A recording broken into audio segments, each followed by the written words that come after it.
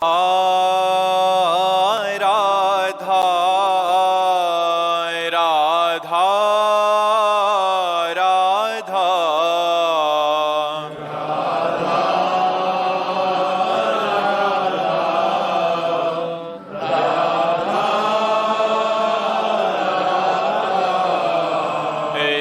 राधा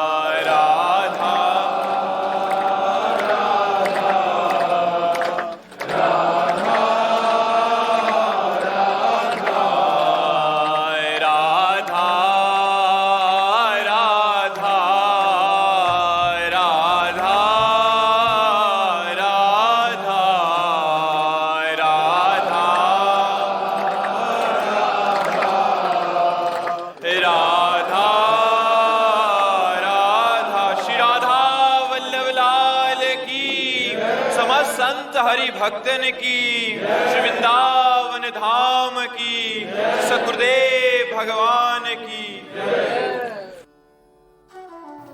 अमित जी हरियाणा। श्री हरिवंश महाराज जी। महाराज जी, आपको बहुत कुछ याद रहता है महाराज जी, जैसे काफी सारे श्लोक, और ये कहते हैं कि आप शास्त्र पढ़ते समय कौन से नियमों का पालन करते हैं? मतलब अब तो बच्चे हम कुछ पढ़ते नहीं, कई वर्ष हो गए कुछ कोई शास्त्र नहीं पढ़ते। बचपन में तो शास्त्र का नशा ही था। अब हमें लगता है लगभग 10 वर्ष हो गए होंगे। कोई ऐसा पद निकालना हो या कुछ ऐसी, तो वो भले नहीं, हम कोई ऐसा नहीं कि एकांत में शास्त्र, हमारे पास समय नहीं रह गया अब शास्त्र पढ़ने का। जैसे होता ना अलग अलग समय, हमारे पास शास्त्र पढ़ने का समय, जहाँ एकांत हो बस जितना जो चल रहा है बस। अब समय नहीं है कि हम आँख खोल कर शास्त्र पढ़ें, अब हमें कोई जानकारी की जरूरत नहीं है। अब जय जाने जग जाए हेराई, जागे जथा स्वप्न, ये तो भगवान ने सेवा दी इसलिए बात करते हैं, नहीं हमारा मन बात करने का भी नहीं करता, बस यही करता है चुपचाप शांत बैठे रहो, जो चल रहा है उसी में आनंदित रहो। भगवान का सुमिरन करना सब शास्त्रों का सार है, और जो निरंतर चल रहा है तो फिर और कुछ जानने की जरूरत नहीं है। तो क्या पूछना चाहते हैं? ये कह रहे हैं कि आपने जब शास्त्र पढ़े थे तो किन नियमों का पालन किया? अरे उस समय के नियम अब कोई पालन करना बड़ा कठिन है। जो आज तक सब कुछ याद है उसकी। ब्रह्मचर्य, प्रधान लक्षण ब्रह्मचर्य। किडनी खराब है, बैठने लायक नहीं है, अगर कुछ भी हो रहा तो भगवान की कृपा और ब्रह्मचर्य। अगर ब्रह्मचर्य है तो स्मृति है, सब कुछ। तो ये सब साधन करने पर होता है। अब बाल्यावस्था से ब्रह्मचर्य रहे और आराधना भगवान की करते रहे, तो अब जो पूछो वो फौरन पीछे जो हमने पढ़ा है वो फौरन पकड़ करके सामने ले आएंगे। मतलब मैं ये कहना चाह रहा था कि जैसे आप बता देते थे कि पद्मासन और सिद्धासन लगाने की मैं कोशिश करता हूँ, तो उससे जो मुझे फायदे मिले कि खाना कम हो गया, नींद भी कम हुई और मेमोरी पावर बढ़ी। मतलब मेरे पिछले मार्क्स की तुलना में अब की बार ज्यादा भी आए। तो मैं पूछ रहा हूँ कि सांसारिक लक्ष्य को भी प्राप्त करने के लिए हम ब्रह्मचर्य। अब आप देखो, विचार शुद्ध, आचरण शुद्ध, भोजन शुद्ध, नशा न करे, ब्रह्मचर्य से ऐसे कितने बच्चे रह रहे हैं, कितने बच्चे। हॉस्टल में जाके गणित लगा लो, यहाँ बैठ करके 12 वर्ष का बच्चा कह रहा था कि हमारी गर्लफ्रेंड हो, मैं हस्त में तुमका शिकार हूं। कै साल के हो? बोले 12 साल के। अब 12 साल का बच्चा की गर्लफ्रेंड अस्तमैथुन का शिकार यही बोला था। अब आप विचार करो, 12 वर्ष ये कोई काम वाली अवस्था है? 20-22 वर्ष तक ब्रह्मचर्य रहो, इसके बाद माता पिता की अनुमति से धर्मयुक्त ब्याह करो और फिर गृहस्थी में जाओ, तब तो बात समझ में आवे। एक बच्चा व्यसन से इतना ग्रसित हो जाता है कि वो अपनी माता की हत्या कर देता है पैसा मांगने पर।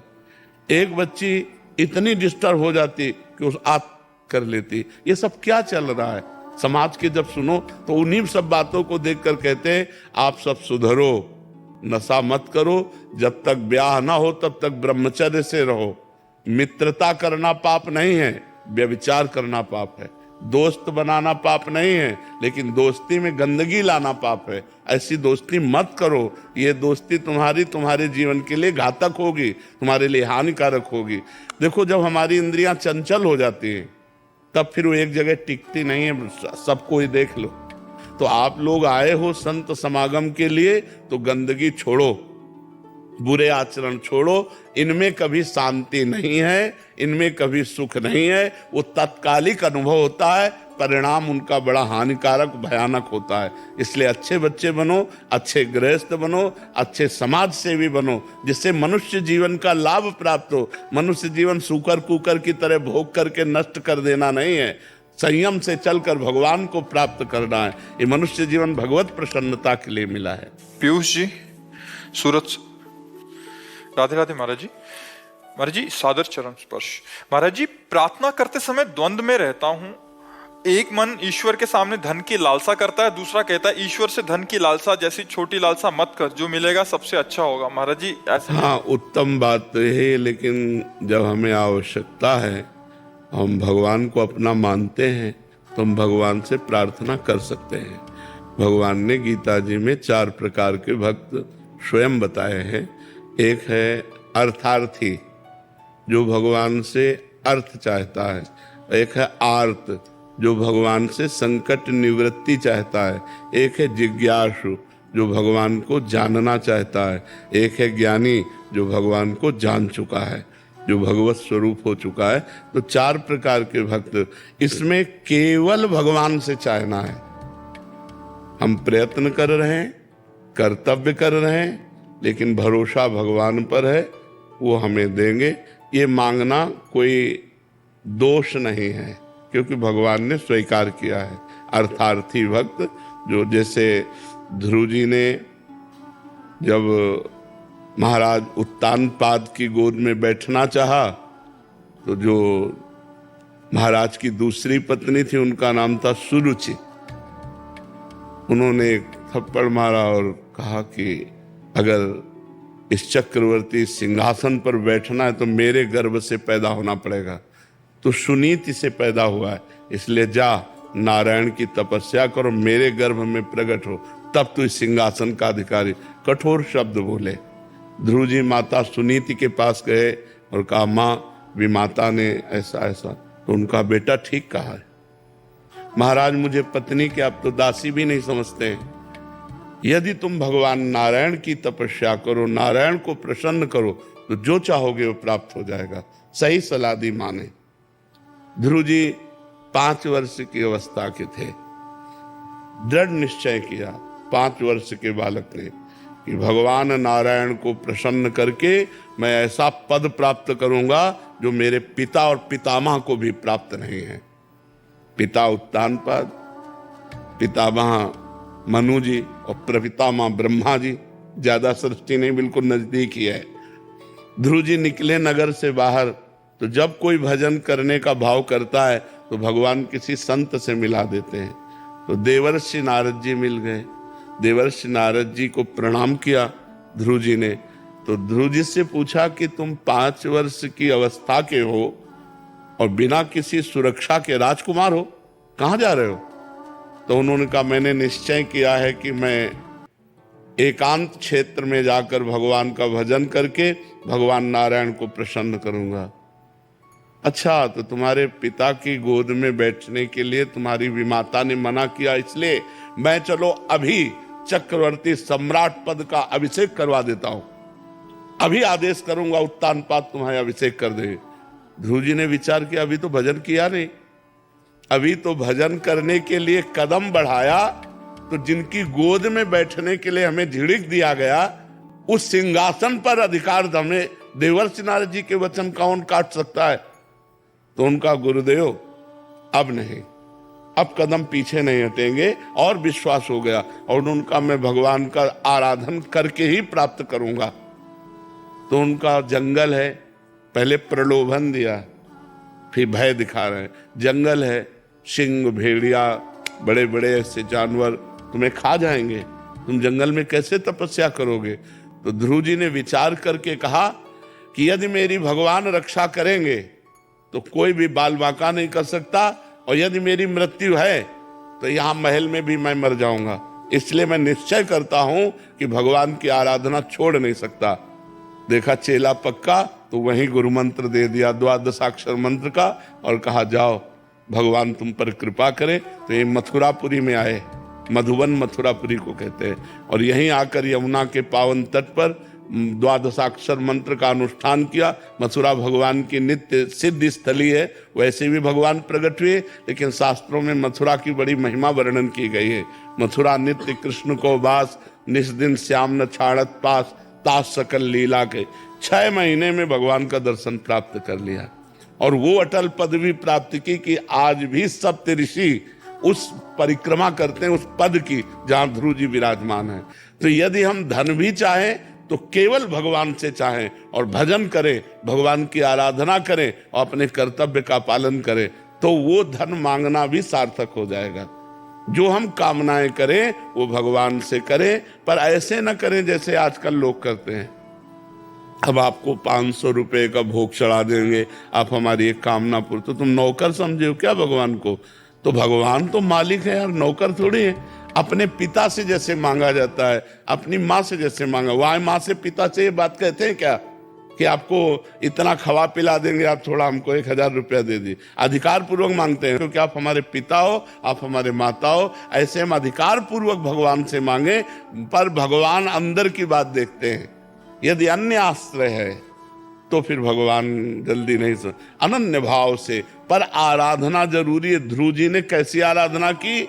एक चुल्लू जल पी करके, फिर पत्ता सूखा खाकर, फिर उसको भी छोड़ दिया, वायु पीकर 6 महीने में भगवान को अपने सामने प्रकट कर लिया। तो हम आराधना, अब पीते हैं शराब, खाते हैं गंदे भोजन, मनमानी आचरण करते हैं, बोले भगवान हमारी कामना पूर्ण से पूर्ण हो जाएगी। तपस्या करो, साधना करो, पवित्र आचरण करो, व्रत उपवास करो, तब भगवान की जो हम आराधना करके कामना करेंगे तब हमारी बात पूरी होगी। जी। गहना मोटवानी जी। राधे राधे महाराज जी। महाराज जी, आप पूछ रहे हैं कि भक्ति में कोई व्यक्ति किस प्रकार इतना गहरा हो सकता है कि वो लोगों का इस पे प्रभाव न पड़े और मन को स्थिर रखकर संसारिक सुख और व्यक्तिगत बंधनों से सच्चा वैराग्य विकसित। देखो, जितना भजन करोगे उतने तुम्हारा मन बलवान होता जाएगा। निर्मल और बलवान मन मान अपमान सुख दुख लाभ हानि सबको सह जाता है। मलिन और कमजोर मन भोगों में जाता है। इतना मलिन कमजोर हो जाता है कि एक आदमी तंबाकू भी नहीं छोड़ सकता।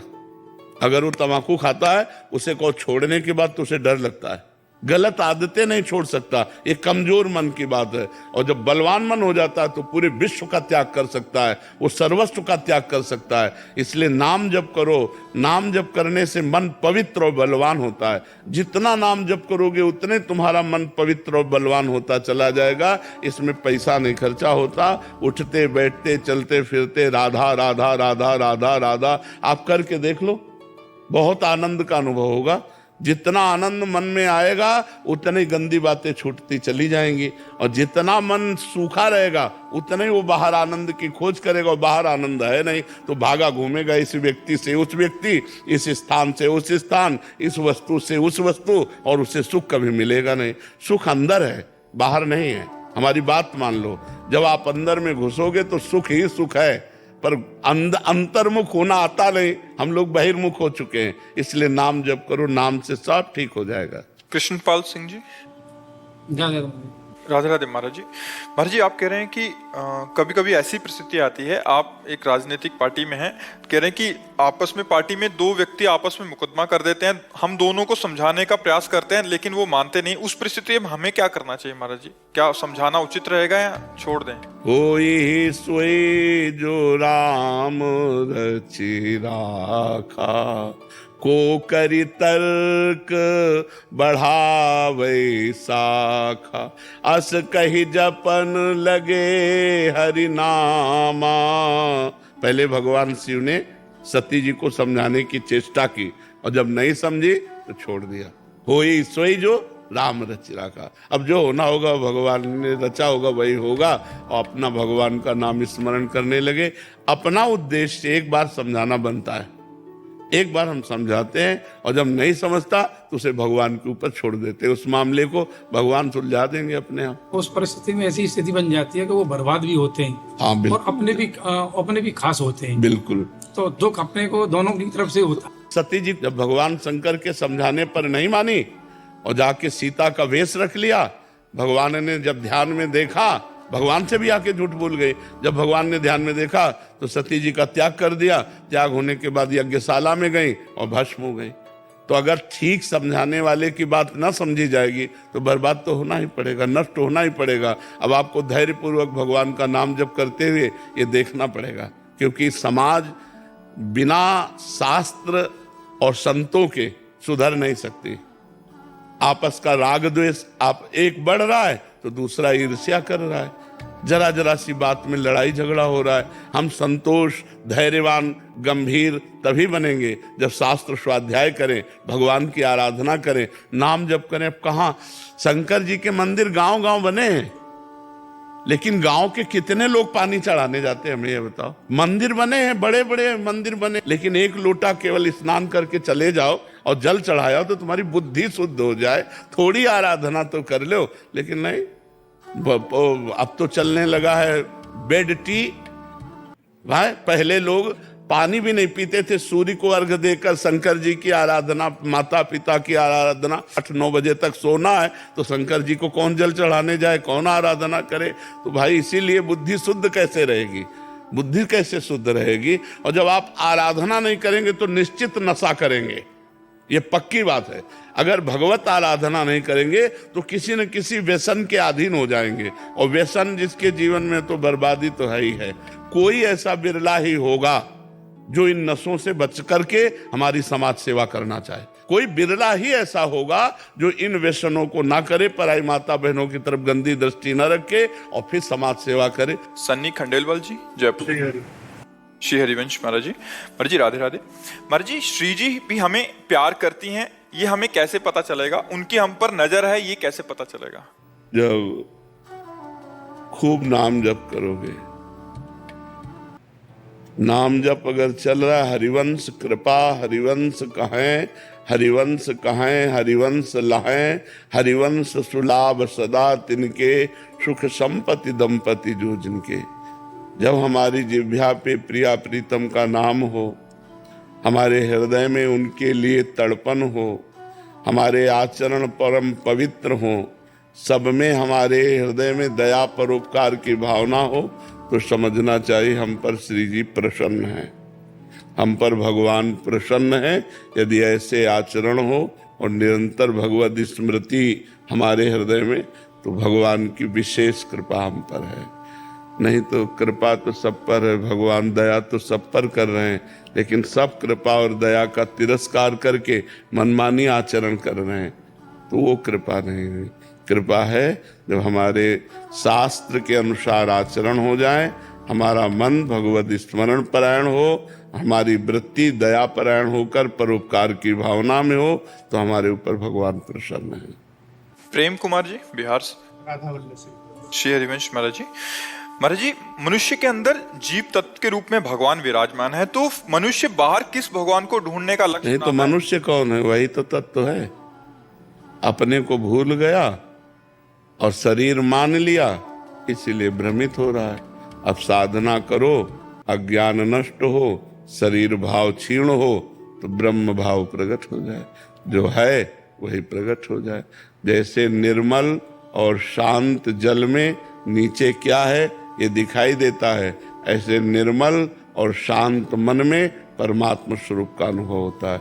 अभी मलिन और अशांत मन है, इसे शांत करो, इसी की साधना है। पवित्र भोजन पाओ, ब्रह्मचर्य का पालन करो, नाम जप करो, देखो मन शांत हो जाएगा। विचार प्रवृत्ति में नशा करो, गंदा भोजन करो, मन शांत रहेगा, मन चंचल रहेगा। अशांत और चंचल मन संसार में जाता है, भोगों में जाता है। शांत और स्थिर मन परमात्मा में लगता है। समझ पा रहे हो? नाम जप करो, साधना करो। मनुष्य जीवन साधना के लिए मिला है। गुरु चरणों का आश्रय लेकर डट के साधना करो तो अपने स्वरूप का बोध हो जाए। क्या नाम जाप करें? अब ये तो गुरु से आप में दे दीजिए एक बार राधा नाम। राधा राधा राधा राधा राधा। आपको राम। नीरज मिश्र जी, राधे राधे महाराज जी। महाराज जी, गुरु से प्रश्न करने या पूछने की क्या मर्यादा है? गुरु अपराध ना बने ताकि। पहली बात तो जो हमें जानकारी हो वो प्रश्न ना करें। जो हमें शास्त्र और गुरुदेव से, संतों से जानकारी हो गई है, उसे प्रश्न ना करें। परीक्षा के लिए उनके प्रश्न ना करें।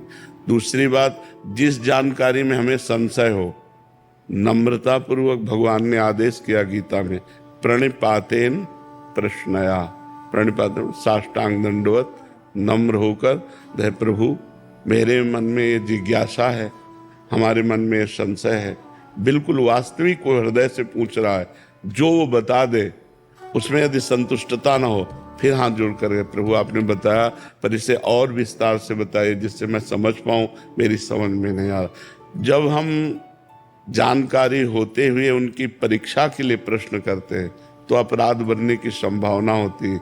यदि हमें जानकारी नहीं है तो फिर हम जो उत्तर मिल रहा है उसमें संतुष्ट रहें। तो ऐसे प्रश्न करने से अपराध बनता है जहां हम नहीं करते जाएं और तर्क विवाद करते जाएं, ऐसे नहीं। संतों से अपनी जिज्ञासा शांत करने के लिए प्रश्न किया जाता है, तो वहां अपराध नहीं बनेगा।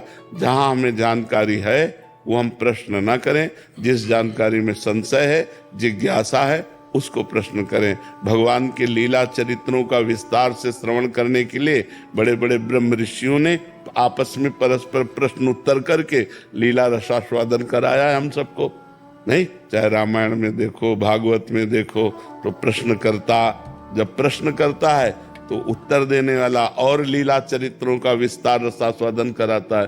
तो या तो सिद्धांत जनित प्रश्न हो या लीला चरित्र संबंधी प्रश्न हो, अन्य फालतू प्रश्न नहीं होने चाहिए संतों की सभा में। नहीं तो कहीं ना कहीं अगर हम केवल भगवान की चर्चा करें तो कभी कोई हमारी जबान नहीं पकड़ सकता।